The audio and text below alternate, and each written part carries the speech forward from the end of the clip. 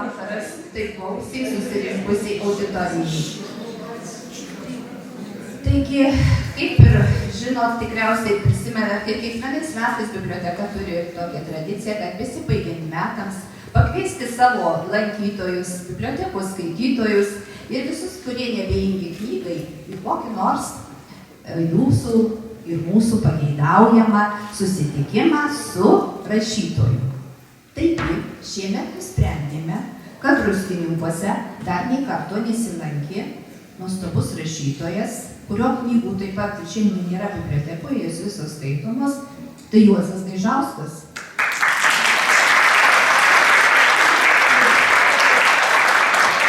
Taigi labai džiaugiuosi, kad sutiko atvykti pas mus. Ir aišku, ne vienas. Kaipgi važiuosi Dzūkijon vienas. Taigi, šiandieną svečiuose nepaprastai nuostabi, žavinga aktorė Emilija Latėnaitė. Šie nuostabus žmonės, šis nuostabus duetas pristatys knygą Pasibaigęs Dievo žirgas ir taip pat, belaukdami artėjančios gražiausios metų šventės, turėsime puikią progą pasiklausyti autorinio dainų koncerto su nepaprastai gražiu pavadinimu Už lango žiema, bet tarp mūsų tik vasara. Mylėjai, tegu tarp mūsų visada būna tik vasara ir gyvenimas bus nuostabesnis. Gražaus renginio.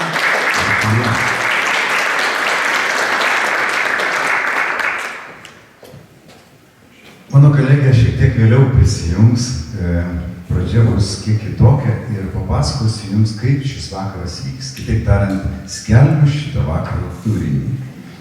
Viskas bus labai paprasta. Pirmiausia, aš jums pasakosiu apie piligrimystę, nes dauguma mano knygų, bent jau romanai, visi vienaip ar kitaip, yra susiję su piligrimystė.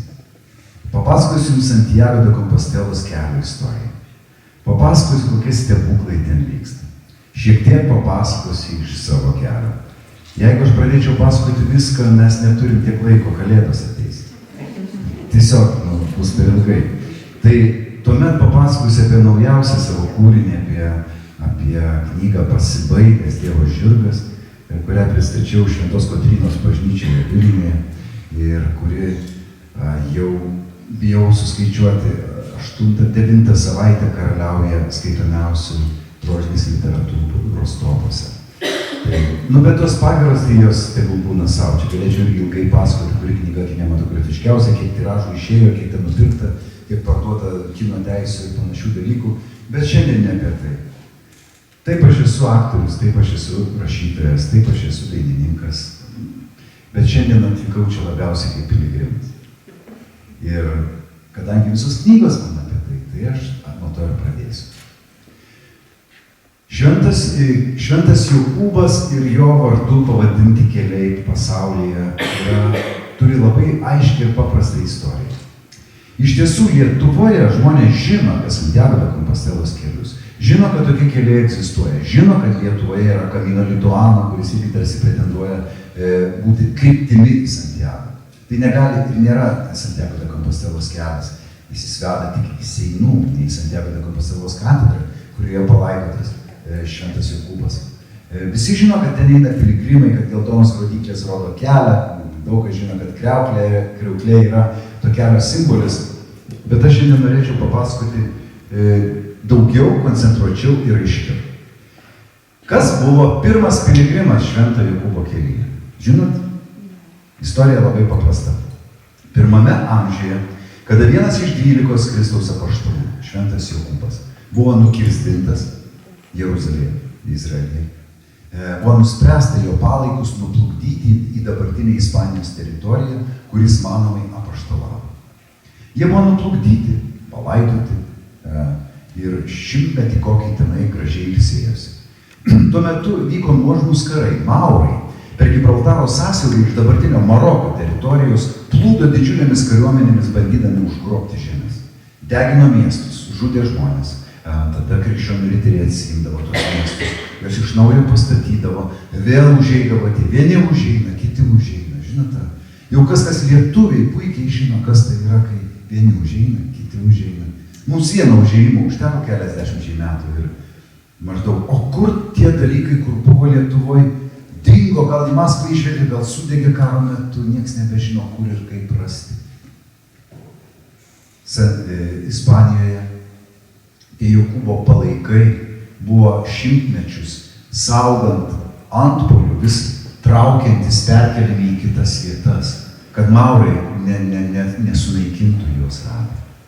8 amžiuje Ispanija atsibunda staiga suvokusi, kad niekas nebežino, kur yra šventas Jokūbas. Gal traukėsi, nešė, gal žuvo, gal apiplėšė. Ir situacija labai paprasta. 8 amžius ir Ispanija supranta, šventojo Jokūbo palaikai negrįžtamai prarasti. 9 amžiaus pradžioje vienas vienuolis, keliaudamas tiesiog keliu, naktį, pakelėje miegodamas, susapnuoja šventą Jokūbą. Ryte prabudęs, jis dirsteli į šalį ir pakelėje tolėliau pamato vėjo pustomus kaulelius žmogaus. Irgi nieko keisto, pilnos pakelės buvo žmonių kaulų tuo metu. Bet jo dėmesį patraukė tai, kad iš tų kaulų bėgo mira. Mira tai yra toks skystis bėgantis iš šventųjų kaulų. Ir kartu su tuo sapnu jam toks keistas jausmas, jisai grįžo į vienuolyną ir abatui papasakojo tą istoriją. Abatas labai susidomėjo. Jis pakvietė kartu vyskupą, inkvizitorių, teologą, kaip šiandien sakytų, labai autoritetingą komisiją pakvietė į tą vietą. Ir jie suvažiavę iš mažyčių detalių, žinodami, kokį abitą turėjo šventas Jokūbas, su kokiais škaplieriais buvo palaidotas, kokie sandalai buvo. Iš mažyčių tikrų detalių nustatė, kad iš tikrųjų tai yra tie išbarstyti čia pakeliai švento Jokūbo palaikai. Jie buvo surinkti, palaidoti į mažą vaikišką karstelį, nes, kaulai tiesiog buvo jų krūva.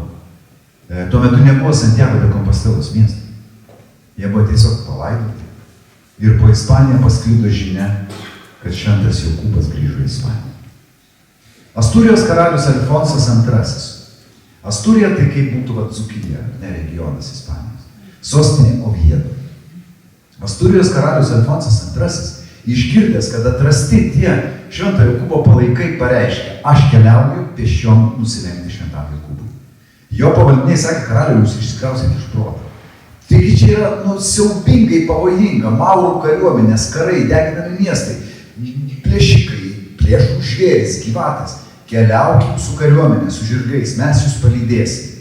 Nusilenkim šventam Jokūbui ir saugiai grįšim atgal. Į tai Alfonsas II atsakė. Jūs nelabai gerai mane suprantate. Aš einu nusilenkti ne kaip karalius. Aš einu nusilenkti kaip piligrimas. Ir jisai iš Oviedo miesto pėsčiomis vienas pasileido per Asturijos kalnų grandinę. Takeliais, žvėrių takais, ketermis, virš debesų, kalnynų, ketermis, nukeliavo į tą vietą, kur palaidotas šventas Jokūbas ir nusilenkė jo palaikams. Ir tradiciškai yra laikoma, kad Alfonsas II ir buvo pirmasis piligrimas nuėjęs švento Jokūbo kelią. O tas kelias, tomis kalnų keteromis, kuriomis ėjo Alfonsas II, šiandien vadinasi Camino Primitivo. Camino Primitivo nereiškia primityvus kelias. Ispaniškai ir portugališkai primitivo reiškia pirmykštis. Pirmykštis, pats pirmasis kelias, kuriuo ėjo nusilenkti Jokūbui, yra Camino Primitivo. Šį pavasarį aš ėjau tą kelią. Tas kelias yra aprašytas veiksmas. Tame kelyje vyksta mano knygoje Tikras glostantis pėdas, pusė knygos. Veiksmas būtent Camino Primitivo pirmykščiame kelyje. Tai yra pats gražiausias iš visų kelių. Jis nėra ilgas, viso labo 320 km. Bet eini per kalnus aukštis, statomos ir aukštumos tokios, kad kartais sustoji ir sakai, Tai tas kelias užburia, tas kelias neįtikėtino grožio, ten kalnynų kupros kyšo iš miglos lyg Atlantų kupros. Ta mistika atrodo susikuria lygioje vietoje ir eini dienom, kol galiausiai pereini visą kalnų grandinę ir 4 stačiomis nusileidi žemyn. Ir galiausiai pasiekė Santiago de Compostelos miestą. Santiago de Compostela miestas pasistatė vėliau toje vietoje, kur palaidotas Šventas Jokūbas. Pradžioje buvo pastatyta koplyčia, paskui bažnyčia. Šiandien ten stovi neįtikėtino grožio katedra. Viduje kryžiaus formos, kur centre yra altorius, iš 3 pusių sėdi 1000 žmonių gali sėdėti toje, 1000 piligrimų. Kiekvieną dieną vyksta 4 piligrimų mišios pilnutėlėje katedroje. Jeigu ateisi pusvalandį prieš mišias, nebeatsisėsi. O apačioje po altoriumi yra kripta. Nusileidai toje kriptoje yra toks nedidelis sidabrinis karstelis, kuriame ilsisi Šventojo Jokūbo palaikai. Ten yra klauptas, kur galima priklaupti ir už kelių metrų apšviestas yra tas karstelis. Santiago de Compostela pavadinimas verčiasi į lietuvių kalbą. Šito miesto pavadinimas lietuviškai reiškia. Santiago reiškia Šventas Jokūbas. Santiago de Compostela reiškia Švento Jokūbo žvaigždžių laukas. Štai taip vadinasi šitas miestas. Tai viduramžiais nuteistiesiems mirties bausme leisdavo pasirinkti vietoj kartų ar giljotinos eiti Švento Jokūbo kelią. Jis buvo tokio pavojingumo, kad nueiti nebuvo jokių šansų. Dabar, ar taip žūsi, bet ar kartuvės čia bent kažkokia tikimybė yra. Ir eidavo ten nabagai. Ir būdavo, kad 1 iš 100 ar 1000 nueidavo.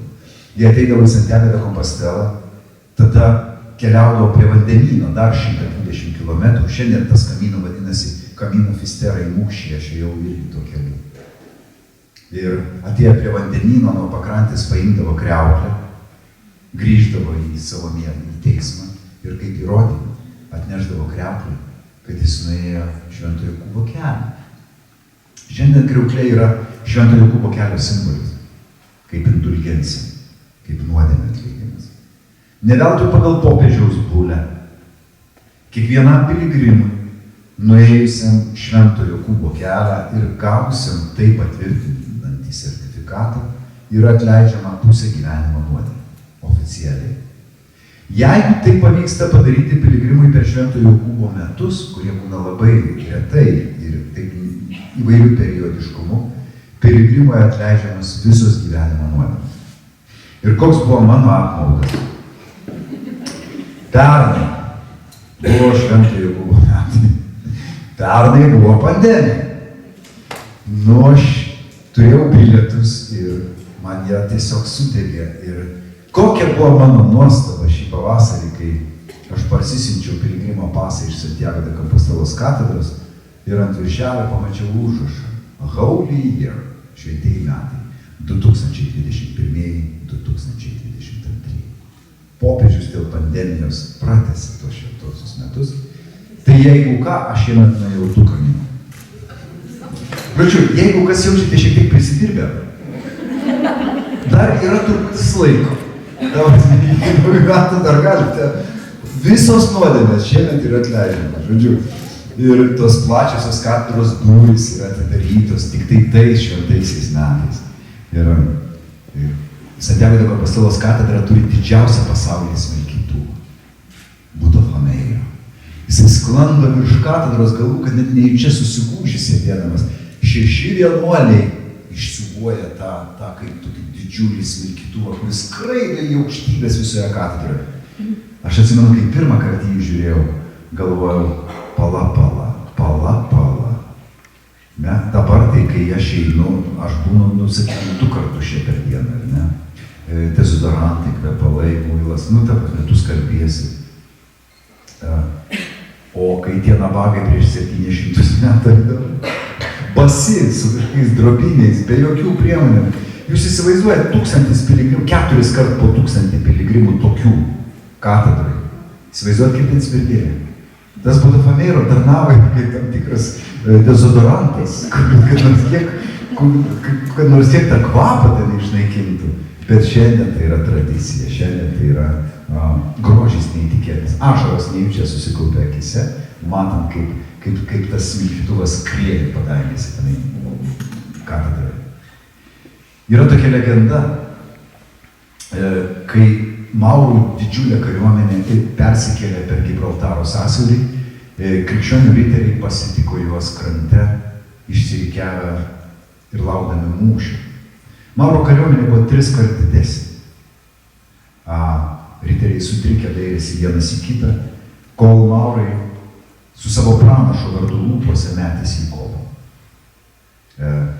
Krikščionys tik spėjo išskleisti šiek tiek gretas, kad prilygtų pločio tai armijai, bet aišku, tada tarpai dideli, tada žymiai sunkiau atmušti priešą. Ir tada sutrikusiai krikščionių riterių kariuomeniai kažkas suriko: Santiago! Ir riteriai su Santiago vardu lūpose metėsi į kovą. Ir sudaužė 3 kart didesnę Mauro kariuomenę. Ir nuo to karto šventas Jokūbas yra ne tik piligrimų, bet ir riterių globėjas. Jeruzalė krito ir buvo ginama su švento Jokūbo vardu lūpose. Viduramžiais po Europos miestelius, smukles, uostuose sklandė tokie juokeliai, kai riteriai gaušė vyno ar porto ateidavo į smuklę ir pamatydavo kitą Maurą, sakydavo: ei, jūs Maurai, kas tas jūsų pranašas? Kas tas? Niekas. Mums net mūsų viešpatės nereikia.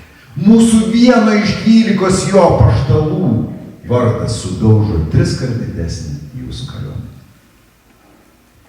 Pasaulyje yra 3 šventieji miestai. Šventų vietų pasaulyje yra daugybė. Yra 3 šventieji miestai. 2 visi mes žinome. Tik tai nežinojome iki šiandien daugelis iš mūsų, kad oficialiai 3 šventieji krikščionims miestai yra Jeruzalė, Vatikanas ir Santiago de Compostela. Kaip piligrimystės centras. Kaip piligrimystės centras. Tais keliais į Santiagą kiekvienais metais praeina 150 000 piligrimų, o per šventuosius Jokūbo metus 2 tiek. 150 000 žmonių kiekvienais metais. Tų kelių yra ne vienas. Aš minėjau apie Camino Primitivo. Yra Camino Primitivo, yra Camino del Norte, šiaurinis kelias. 1000 beveik kilometrų, kuris eina palei vandenyną iš Airuno miestelio. Yra Camino France iš Saint-Jean-Pied-de-Port, iš Prancūzijos, kur tu pirmą dieną perlipi Pirėnų kalnų grandinę, 800 km kelias. Yra Camino de Ingles iš Leterol miestelio prie Le Corunijos, 120 km kelias, kuriuo eidavo atplaukę britų ir airių piligrimai. Jie eidavo iš uosto tiesiai tenai. Yra Via de la Plata, yra Camino Salvador, yra Camino Portugės, kurie aš irgi jau iš Lisabonos per visą Portugaliją į Santiago de Compostela. Ir kiekvienas tas kelias yra tikras, kiekvienas tas kelias yra teisingas. Ir kiekviena priežastis, dėl kurios eina piligrimas, yra gera. Ir visai nesvarbu, dėl ko tu eini. Kaip yra sakoma, kelias pats atsirinks. Tai va, tiek apie švento kelio istoriją. Dabar turiu keliauti prie savo naujausios knygos. Gaila, kad susitikom tik pirmąjį kartą šiemet, nes mes iš tikrųjų su Emilija turime bet 4 skirtingus pristatymus. Tai jau šiandien galėjo būti 4, bet ne tiek svarbu, aš ne dėl to. Tiesiog labai sunku per vieną vakarą papasakoti viską, visas knygas, nes yra daugybė istorijų, daugybė įdomių dalykų, kuriuos verta žinoti. O klaikiausiai yra tai, kad niekada negali papasakoti knygos turinį. Nes žinai, kad galbūt dar žmonės skaitys. Pasibaidęs Dievo žirgas. Tokia piligriminė knyga, kurioje žmogus keliauja tokią kelionę, kurioje mes būsime visi. Mes turime jau tą piligriminį pasą į tą kelionę, tik gimę gauname jį. Tik tai mes ten neturime įrašytos datos ir neuždėtas antspaudas. Šioje knygoje, kurios pavadinimas Pasibaigęs Dievo žirgas, aš pirmiausiai noriu paklausti jūsų vaikiško klausimą. Kadaise man tą klausimą uždavė darželinukas. Kas yra Dievo žirgas?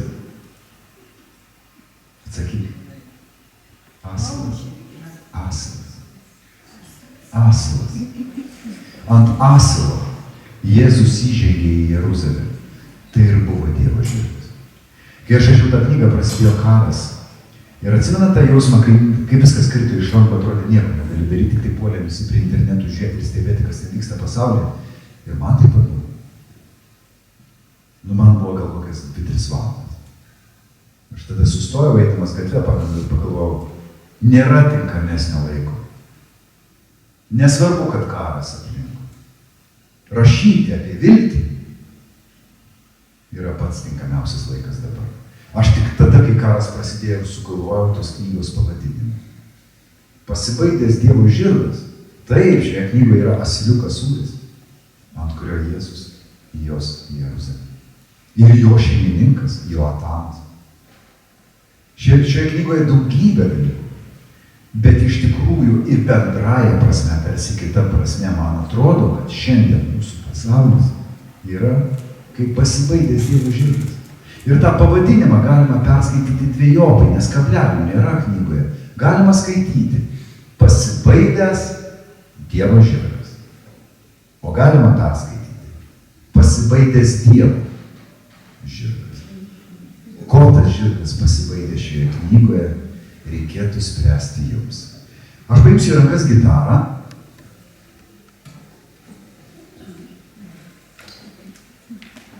Šioje knygoje yra eilėraštis toksai, kuris vadinasi Prie Jordano upės. Tai yra knygos dalis, tai yra tarsi daina, kuri parašyta kaip eilėraštis. Ir aš specialiai po to, kai buvo jau pristatomas Šventos Kotrynos bažnyčioje, sukūriau dainą pagal savo žodžius iš knygos. Ta daina vadinasi Prie Jordano upės.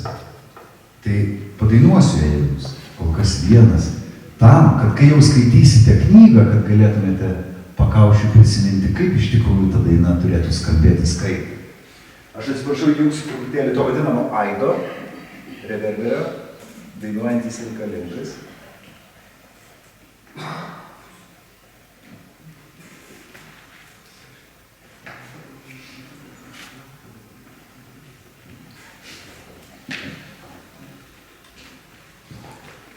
Na ir dar tokia susijusi su ta daina ir su Jordano upe.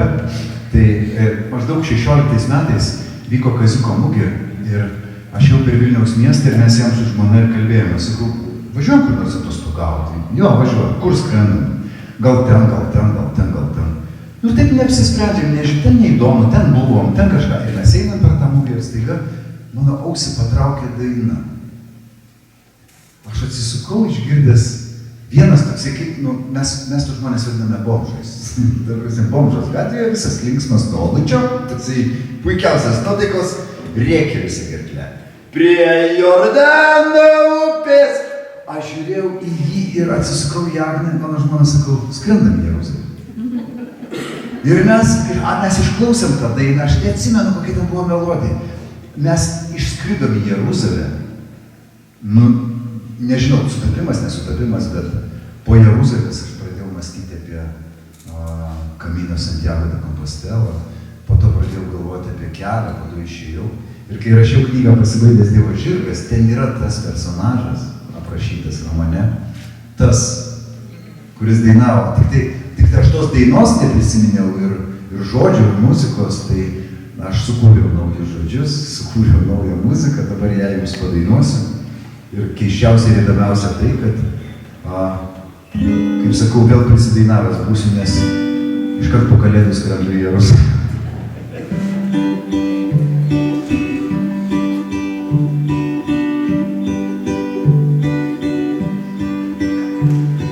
Prie Jordano upės sklando baltas paukštis, tyliai šnabžda lūpas, žvelgdamas į auštį. Prie Jordano upės susiplauna tvarka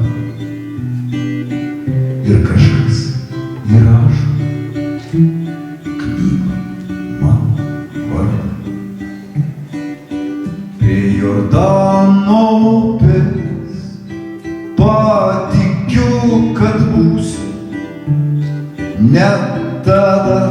skausmas plėš mane per pusę.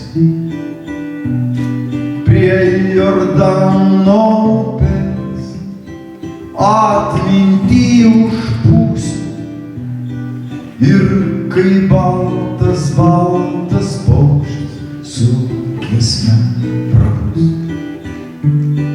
Ir kai baltas paukštis su giesme.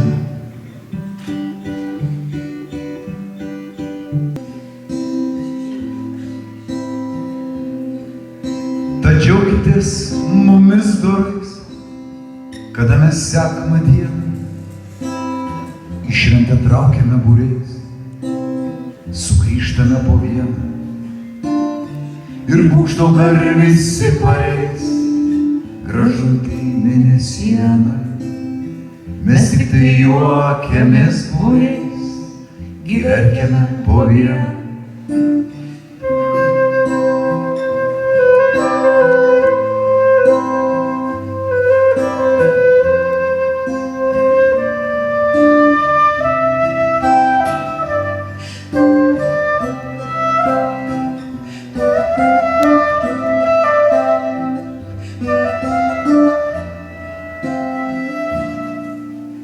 Džiaukitės mumis dorais ir statomais prie sienos, mes neapkenčiam jų būriais, mylime po vieną ir užvakar visi pareis gražutį mėnesieną.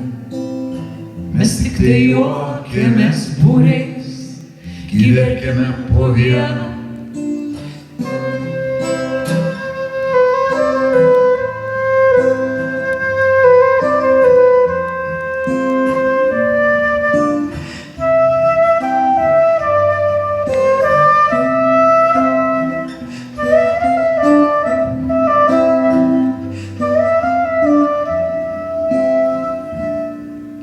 Tau skauda tuščia vakarais, tai gulkis po vėliavą. Mes tik gyvename būriais, mirštame po vieną. Ir būgštauga visi pareis gražutį mėnesieną. Mes tik tai juokiamės būriais, gyverkiame po vieną.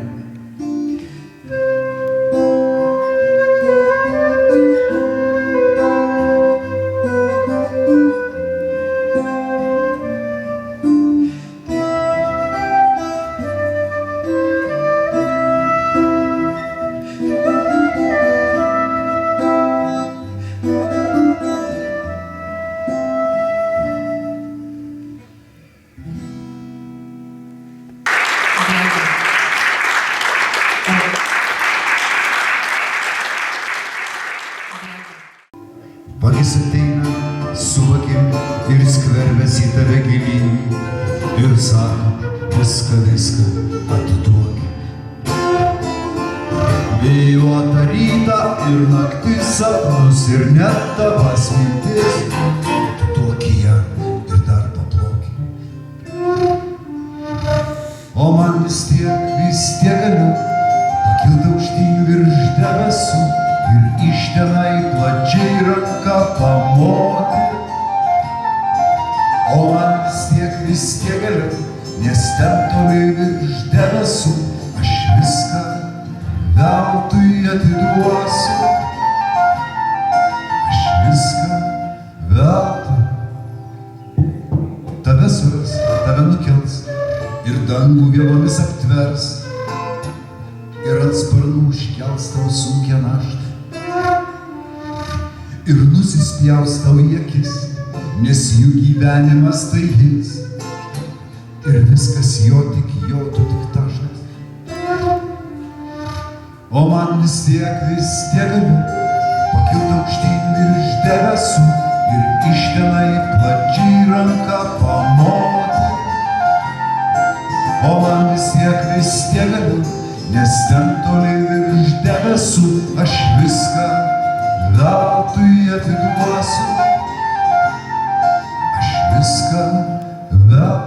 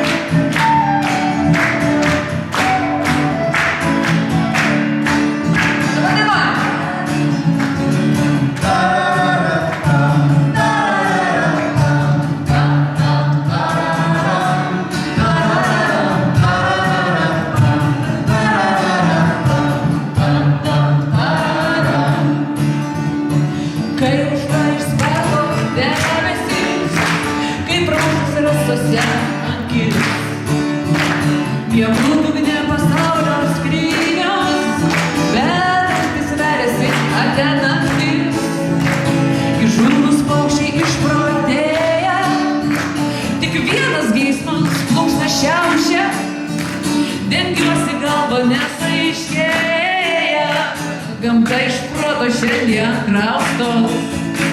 Palikit uždarytą skrynę, nes man mėlyjas tamsus padarai. Man kvepia patalas akiai prisnaustas ir viskas čia ir taip gerai. Visi!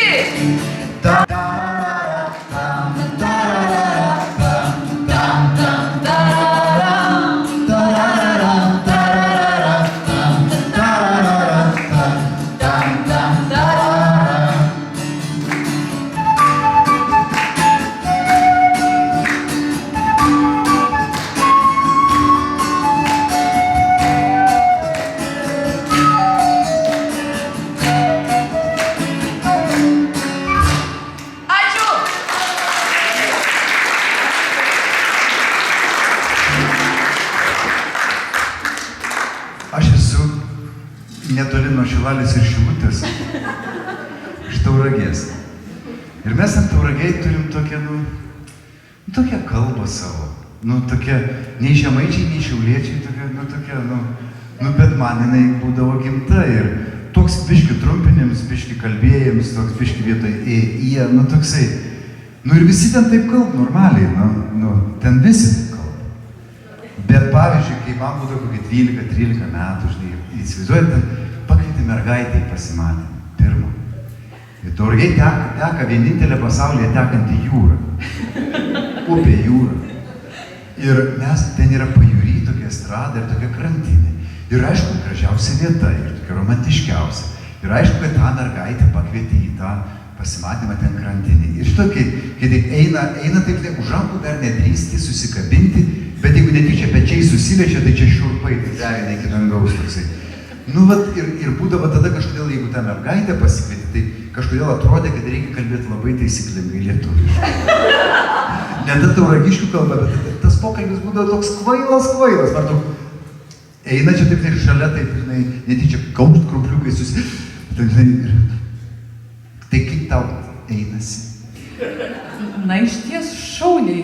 Kaip tau sekasi? Ir mokslai neblogai, ir treniruotėse sekasi. Šaunu iš ties. Ką vakare veiksi? Na, namų ruoša jau atlikta, namų darbai laukia, o taip pat ir knygos pasilgusios. Oho, knygų aš irgi pasilgu. Erškėčių paukščiai. Tai va, pradėk toks pokalbis, įsivaizduoju. Ir aš čia kažkada grįžau tą Tauragę, einu ir taip pakrantą einu ir matau, eina tokie patys. Taigi vieta ta pati, romanė. Priekį. Ir galvoju, ką jie ten kalba, iš nugarą. Priartėjau iš nugaras, galvoju, paklausysiu taip vieną ausimą. Atseit neklausau, bet paklausysiu, ką jie ten kalba. Ir taip klausau ir girdžiu. Ką tu? Ką tu? Normaliai? Normaliai, ką vakare? Vakare? Nežinau, Messenger, Facebook'e. Ką pranavus? Tai SMS? SMS. MMS, okei.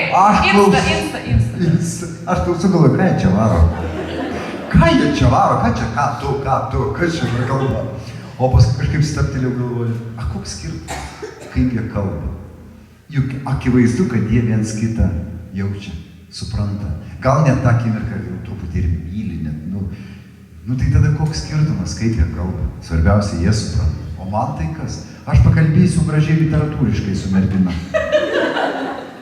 Tai va, ir tada grįžau namo ir sukūriau tokią dainą apie meilę. Tokią romantišką, lėtą, gražią dainą apie meilę, kurią pavadinau Ką tu?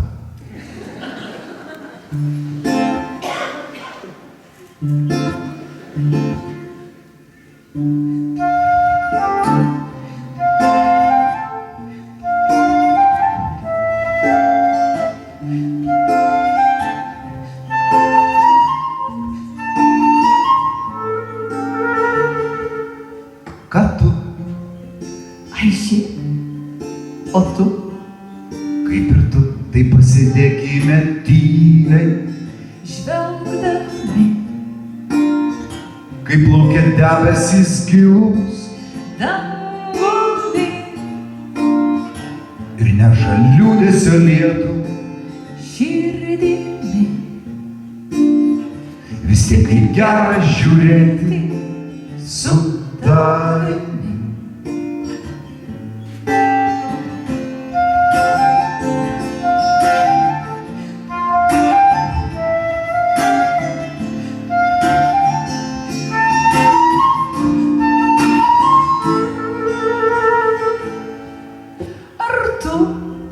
jaučiu, Tikrai, jauti, kaip noriu tau pasakyti mintimis, kad noriu visko dalintis su tavimi, ir tyliai tau pažadėti, kai užges diena. Visą ilgesį, visą džiugesį, visą skausmą ir visą liūdesį, vieną šypseną, vieną pučinį, vieną ašarą ir meilės pažadą. Visą ilgesį, visą džiugesį, visą skausmą ir visą liūdesį, vieną šypseną, vieną pučinį, vieną ašarą ir meilės pažadą.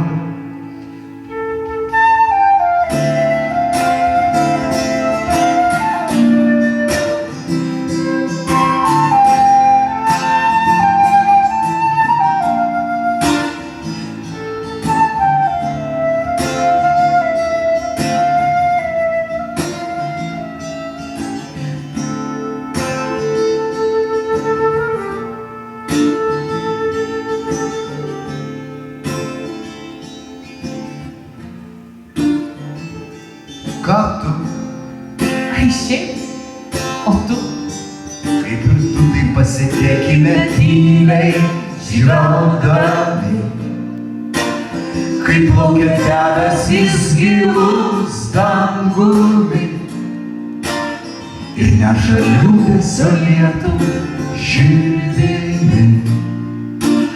Vis tiek kaip gera žiūrėti su tavimi. Visą ilgesį, visą džiugesį, visą skausmą ir visą liūdesį, vieną šypseną, vieną pučinį, vieną ašarą ir meilės pažadą. Visą ilgesį, visą džiugesį, visą skausmą ir visą liūdesį, vieną šypseną, vieną pučinį, vieną ašarą ir meilės pažadą.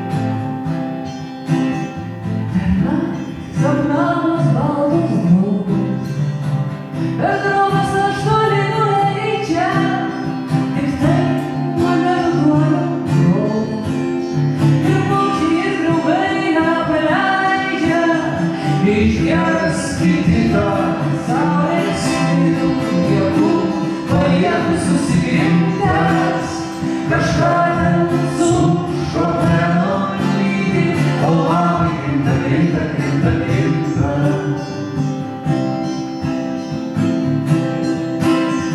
O buvo žemė žalio rūbo, žydėjo kalnuose mergaitė, dabar visi apleistus buvo.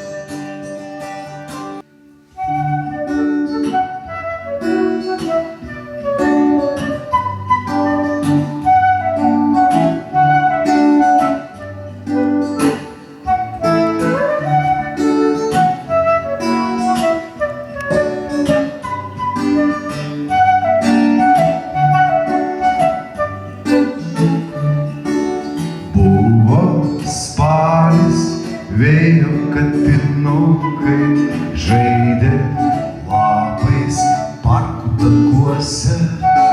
Saulės lempa su stiklu nurūkusiu tyliai geso vasaros šiurpe.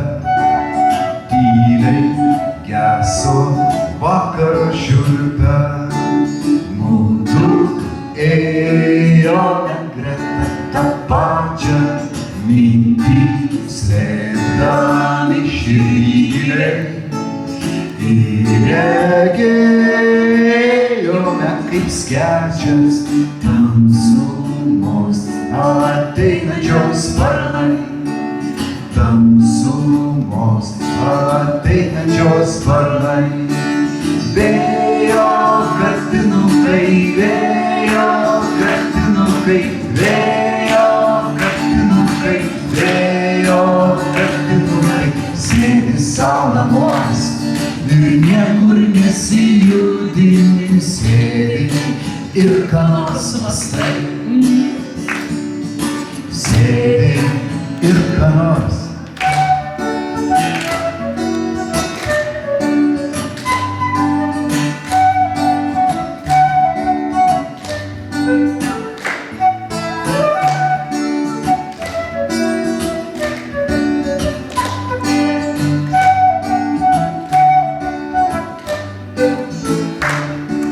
Vakare slenki arčiau prie židinio ir skaitai poezijos knygas. Ir tą tylią laimę dar labiau padidini, svajomis apie laimingas vasaros dienas. Svajomis apie laimingas vasaros dienas. Vėjo katinukai, vėjo katinukai, vėjo katinukai, vėjo katinukai. Sėdi sau namuos ir niekur nesijudini, sėdi ir ką nors mąstai. Atsivežiau nemažai knygų, ten dėžiai dar liko. Tai ta prasme, aš tikrai neverčiu jūsų pirkti. Norit pirkti, norit nepirkti. Darykit jau kaip jums išleis. Nu, bet jeigu sąžinės netai.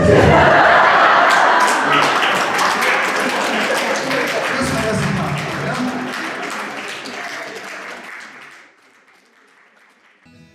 Tu išeini, rankas tiesi į dangų mėlyną ir jau atgal nesibėgai. Žengi tolyn, žvelgi gilyn į horizonto rausvą vėlumą ir tyliai, tyliai pasakai: gero tau kelio, daugiau neprašau, tik galiu palinkėti gerumo širdyje ir meilė širdyje. Gero tau kelio, daugiau neprašau, tik galiu palinkėti gerumo širdyje. Ramybė šiek tiek ir meilė šiek tiek.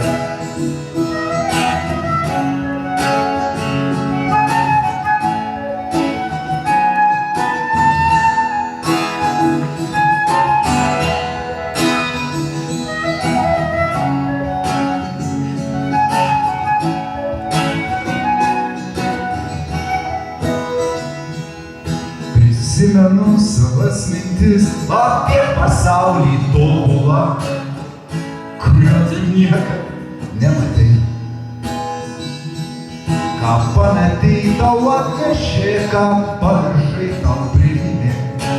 Tik ką skaudėjo pamiršai. Gero tau kelio, daugiau neprašau, tik galiu palinkėti gerumo širdyje ir meilė šiek tiek.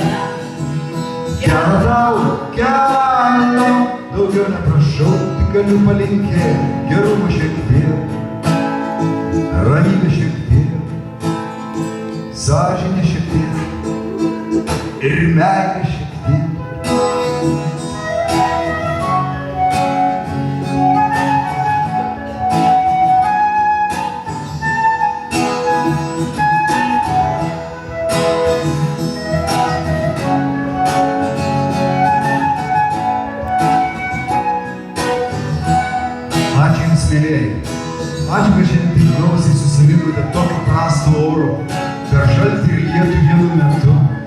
nuostabiai gerai atrodančią ir puikiai skambančią biblioteką.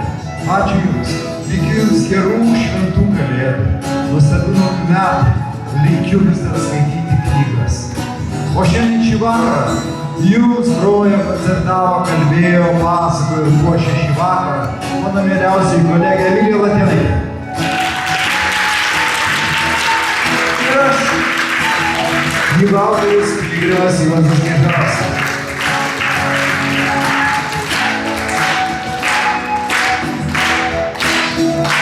Gero tau kelio, daugiau neprašau, tik galiu palinkėti gerų širdyje ir meilė širdyje.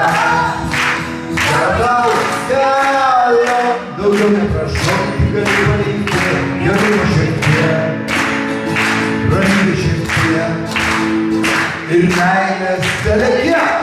Ačiū.